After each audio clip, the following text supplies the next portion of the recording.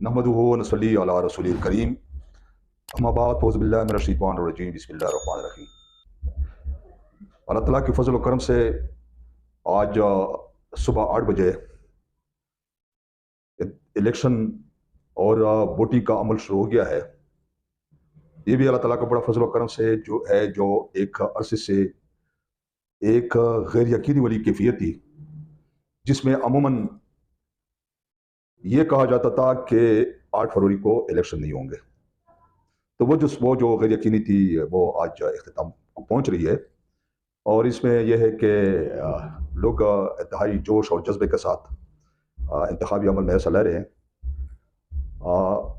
लेकिन इस वक्त आज जो सबसे ज़्यादा बेज़ाब्ती इलेक्शन कमीशन की तरफ से सामने आई है, वो ये है कि जो वोट का इंदराज है वो बड़ा गलत हुआ है। उसमें यह है कि यानी एक घर के जो वोटर्स है उनको जो ना मुख्तलिफ सेक्टरों में और मुख्तलिफ पोलिंग स्टेशन पे जो ना उनको वोट डालना पड़ रहा है।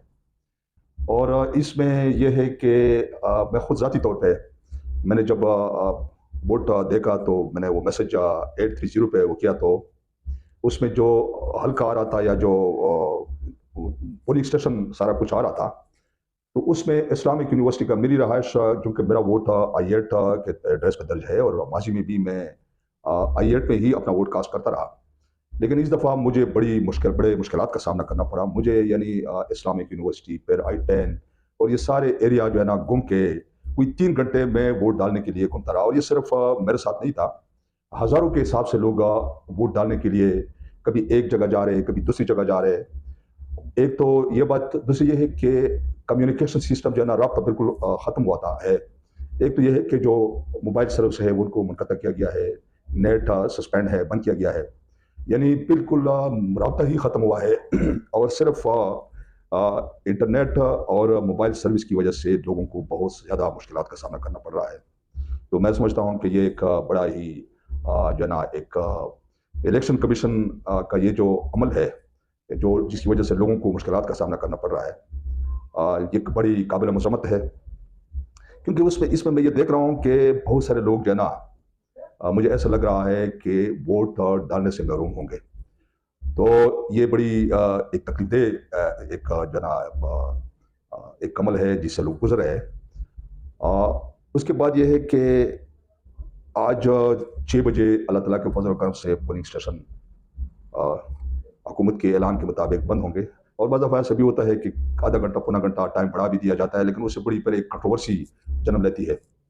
तो अल्लाह ताला के फजल करम से वो गैर यकीनी वो इज़्तिराब और वो मायूसिया जो 2 सालों से हम देख रहे थे, वो आज इख्तिताम को पहुँच रहे हैं।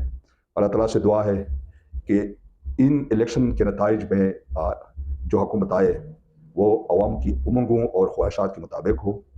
और उसमें ये भी हमारी दुआ है कि अल्लाह ताला जो भी इक़्तिदार में आए वो अवाम की महरूमियों और मायूसियों का खात्मा करे।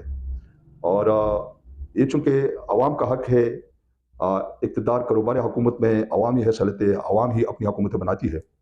और ये भी दुआ है कि अल्लाह ताला 5 साल के लिए हुक्मरानों को जो ना अवाम की खिदमत की तौफीक दे।